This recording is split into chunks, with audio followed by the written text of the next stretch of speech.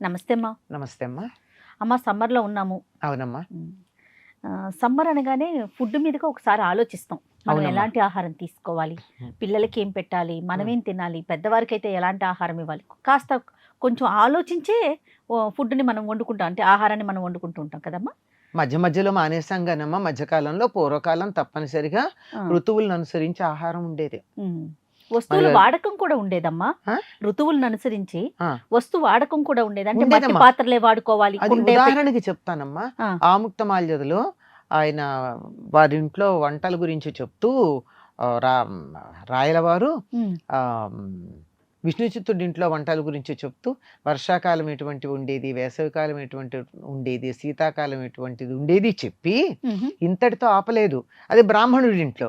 అది కాక ఒక రైతు ఇంట్లో ఎట్లా ఉండేది, వాళ్ళు మాంసాహారం ఎలా వండుకునేవారు, ఏ ఋతువులో ఎలాంటి ఆహారం తినేవారు చక్కగా వర్ణిస్తాడు ఆయన.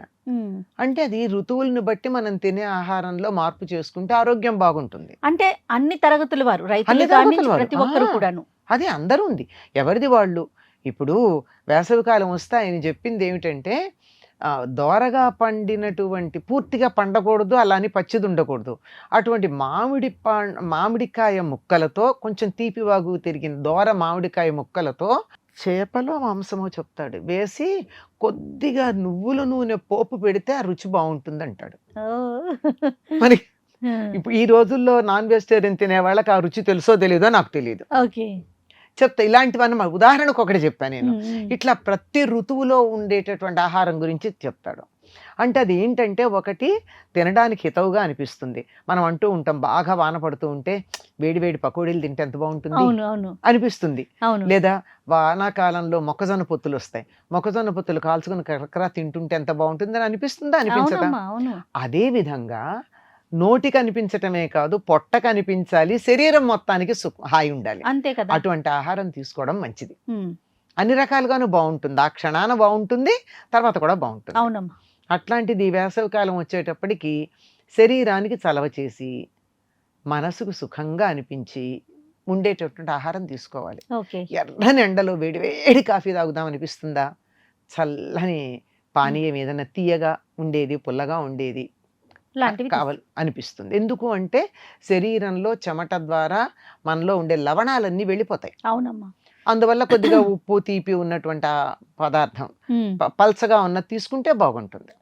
కనుక ఆ విధంగా ప్రతిదానికి ఉంటాయి.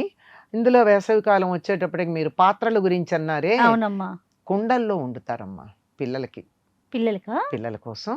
కుండల్లో గనక వండి కొయ్య తెడ్డుతో గనక దాన్ని వంట పెట్టినట్టయితే, అన్నం వండి పెట్టినట్టయితే పిల్లలకి మేహపు ఉడుకు అంటారు. అంటే శరీరానికి వేడి చేయడం అన్నది ఉండదు. కానీ పెద్దవాళ్ళు వాడరు. అంటే పెద్దవాళ్ళు ఎందుకు వాడరంటే, అందరూ వాడచ్చు, దేవుడికి నైవేద్యం పెట్టాలి, మడి ఆచారం అన్న ఉన్నవాళ్ళు ఒక్కసారి కుండలో అన్నం వండితే ఆ కుండ మళ్ళీ మడికి పనికిరాదు. అందుకని దాన్ని పెద్దవాళ్ళు దానికి వాడరు. కానీ పిల్లల కోసం కుండలో అన్నం వండుతారు.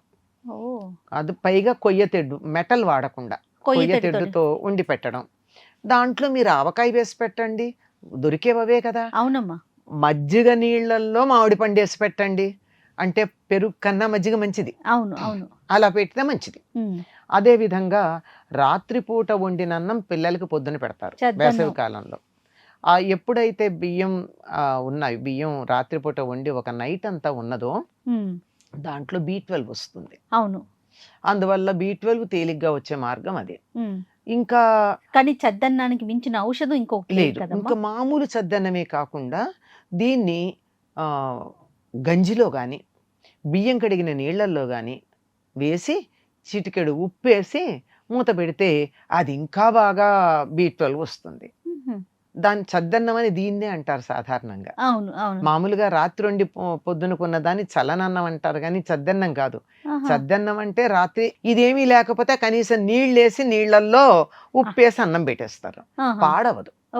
నీళ్ళల్లో వేస్తే అన్నం పాడవదు. దాంట్లో కొంచెం ఉప్పు వేస్తే చక్కగా ఫెర్మెంట్ అవుతుంది. కొంచెం మజ్జిగ కూడా వేస్తే ఎవరైనా తినొచ్చు అంటారా? ఎవరైనా తీసుకోవచ్చమ్మా. మడి మేము దేవుడికి నైవేద్యం పెట్టాలి అనుకునే వాళ్ళు తప్ప. అది కూడా ఏం చేస్తారో తెలుసమ్మా, మడిగట్టుకుని దేవుడికి నైవేద్యం పెట్టి అయిన తర్వాత ఇది విడిగా వీళ్ళ కోసం వేరే దాంట్లో పక్కన పెట్టుకుని అప్పుడు ఇది వీళ్ళు తింటారు. మ్మ్. అంతేగాని ఆ అన్నం తినేస్తే వండింది దేవుడికి నైవేద్యానికి పనికిరాదు కదా, అన్నం తినుండితే. అందుకని అయినా ఆ. పెద్దవాళ్ళకి అంత అవసరం కూడా ఉండదు, అవును. పిల్లలకి సరిపోతుంది. అమ్మ, అన్నంలో నైటే ఒక్కొక్కసారి ఏం చేస్తామంటే పాలు కలిపేసి ఒక అది తోడు అది చుక్క వేరమ్మ, వేసుకుంటాం. దాన్ని తోడన్నం అంటాం. తోడన్నం అది. తోడన్నం మ్మ్. అది కానీ రాత్రిపూట ఒక కప్పుడు చాలమ్మా. కప్పుడు పాలల్లో అరకప్పుడు పాలల్లో ఇంకా అరకప్పుడు అన్నం వేసేస్తే ఒక కప్పు అయిపోతుంది కదా. దాంట్లో కొంచెమే తోడు పెట్టాలి, ఎక్కువ వద్దు. తోడు పెట్టి ఉంచి సూర్యోదయానికన్నా ముందు తినాలి. ఓహో, ఈ లెక్క ఉందా? ఓకే మందులో ఉప్పు అలాంటివి ఏం వేసుకోకూడదు, ఏమీ నంచుకోకూడదు, అమ్మా. అలాగే తినాలి. ఏమీ బాగుండదు బాగుంది. అంటే నాకు నచ్చదు చెప్తున్నా. కానీ ఆరోగ్యానికి చాలా చాలా బాగుంటుంది. మంచిది. సూర్యకిరణాలు రాకుండా తినేయాలి దాన్ని. పిల్లలకి పెడతామమ్మా సాధారణంగా. ఆహా. ఆ, ఏదన్నా ఉద్దేశం జబ్బు ఏంటమ్మా? ఏదన్నా జబ్బు చేసి కోలుకోవటం లేదు. ఇప్పుడైతే టానిక్స్ డాక్టర్లు కానీ పూర్వం అట్లా ఉండేది కదా, అవును. టైఫాయిడ్లు ఎనర్జీ అట్లాంటివి డ్రింక్స్ వచ్చి. వచ్చేసినాయి మాకు ఇప్పుడు. ఆ?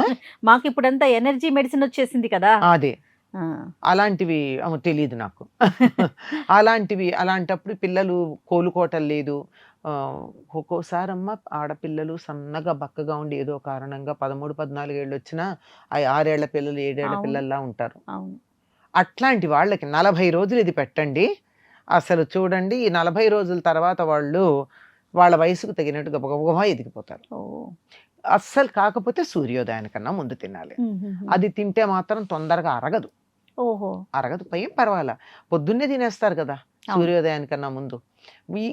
ఇన్ కేస్ అస్సలు తినలేకుండా ఉన్నాము, కొంతమందికి పెరుగు నచ్చదు, అట్లాంటి వాళ్ళు ఉంటారు కదా, అవును. వాళ్ళకి ఉల్లిపాయ ఉంటుంది, నీరుల్లిపాయ. ఉమ్. నీరుల్లిపాయ తెల్లది, ఎర్రది కాదు, అమ్మా. తెల్లగా ఉంటుంది. అవునవును. ఆ తెల్ల నీరుల్లిపాయ సన్నగా తరిగి దాని మీద కావాలంటే అది వేయచ్చు. అది కూడా సెకండ్ ఆప్షన్. అదేం మస్ట్ కాదు. మస్ట్ కాదు అసలు సెకండరీ, అదేలేండి. ప్రధానం కాదు. ఇక గతి లేక అన్నట్టు ఓకే. ఎలాగో అలాగా మింగేసి తినేసినట్టయితే ఉమ్. ఎలా బక్క చిక్కిపోయిన వాళ్ళు దుఃఖముక్కలా తయారవుతారు. ఓ. అంత బాగుంటుంది, అది మంచిది. ఉమ్. దీని పేరు తోడన్నం, చద్దన్నం కాదు. ఓకే. అంటే అన్నంలోనే తోడు పెట్టాం పాలేసి. అవునులేండి, అవును. నిజంగా తోడన్నత్తి అది ఆరోగ్యానికి తోడుగా ఎంత బాగా ఉపయోగపడుతుంది. అదే కదా.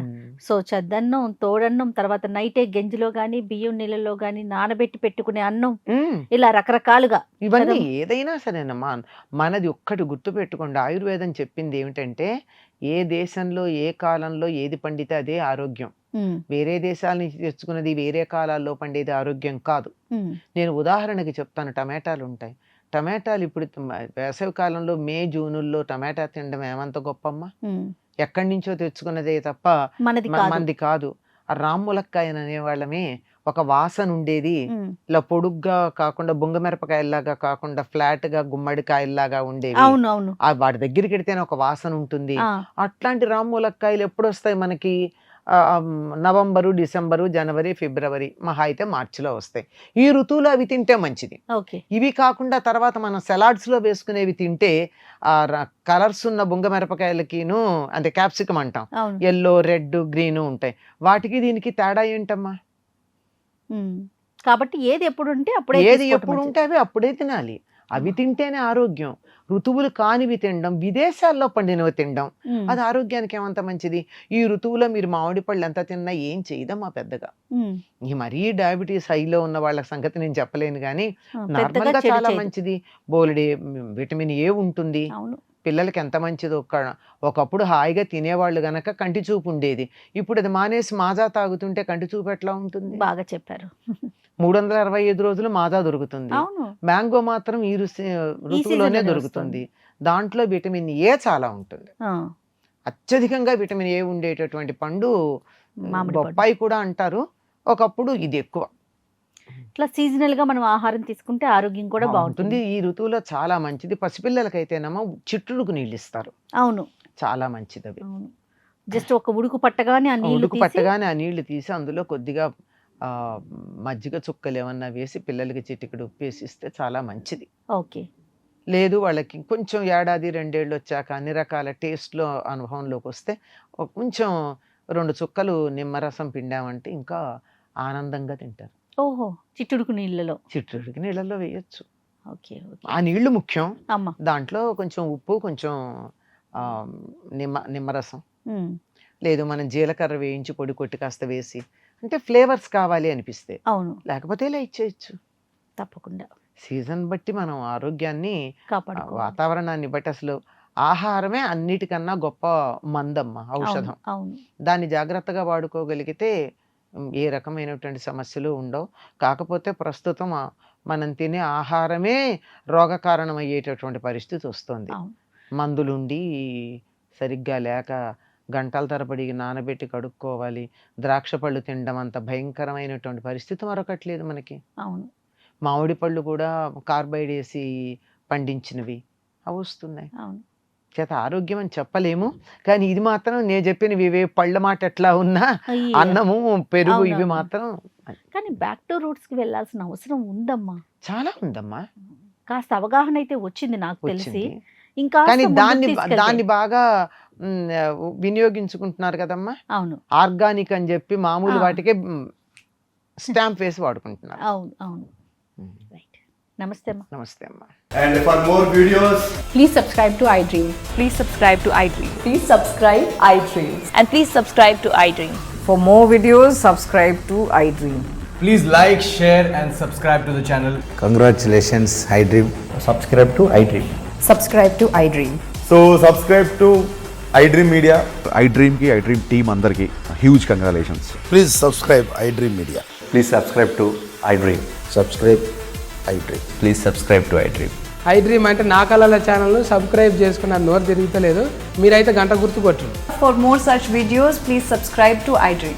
Subscribe to iDream. Please subscribe to iDream. Please subscribe iDream Media. Please do subscribe to iDream. Please subscribe to iDream Media. For best entertainment and information, please subscribe iDream. And don't forget to subscribe to iDream.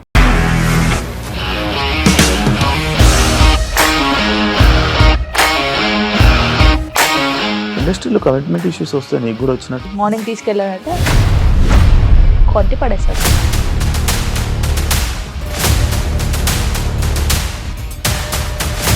ఒక్కళ్ళు కూడా చూడలేదు ఈ cinema అని చెప్పడానికి కూడా చాలా ధైర్యం కావాలి. అది నిజం కదా, దాంట్లో ధైర్యం ఏంటి? ఇది నెక్స్ట్ డే ప్లేట్ మార్చేస్తే తప్పు కదా. As of now, we are comfortable this అని నేను అనుకుంటున్నాను. రష్మిక గారిది మీది ఒకే ఊరంట కదా. నీకు కోపం వచ్చిందంటే బాగా తిట్టేత్తరా? తిట్టేద్దామండి. నిజంగా గేమ్ ని ఎలా చేంజ్ చేయగలిగారు? APSFC వాళ్ళకి 6 నెలల్లో నేను 6 లక్షలు కట్టా. బిజినెస్ చేయాలనుకుంటే it is as difficult as riding a tiger. And for more videos, Please subscribe to iDream. Please subscribe to iDream. Please subscribe iDream. And please subscribe to iDream. For more videos, subscribe to iDream. please like, share and subscribe to the channel. Congratulations, iDream. Subscribe to iDream. Subscribe to iDream. So subscribe to iDream Media. iDream की iDream team अंदर की huge congratulations. Please subscribe iDream Media. Please subscribe to iDream. Subscribe iDream. Please subscribe to iDream. iDream అంటే నా కళల ఛానల్ను subscribe చేసుకున్న నోరు తిరుగుతలేదు, మీరైతే గంట గుర్తు కొట్టండి. For more such videos, please subscribe to iDream. Subscribe to iDream. Please subscribe to iDream. Please subscribe iDream Media. Please do subscribe to iDream. Please subscribe to iDream Media. For best entertainment and information, please subscribe iDream. And don't forget to subscribe to iDream.